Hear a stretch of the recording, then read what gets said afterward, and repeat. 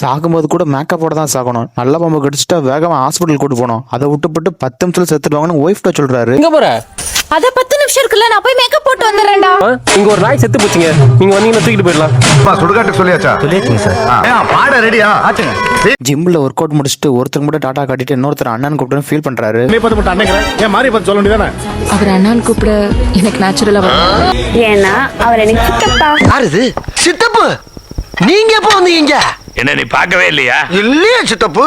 Husband ஒரு பொண்ணு கூட சினிமாக்கு போற மணிக்கு ஒய்ஃபு கனவு வருது. மறுநாளே அந்த கனவை ஹஸ்பண்ட் நிறைவேற்றிட்டாரு. கல்யாணத்துக்கு அப்புறம் என் கனவெல்லாம் நிறைவேற்றியான்னு கேட்டல.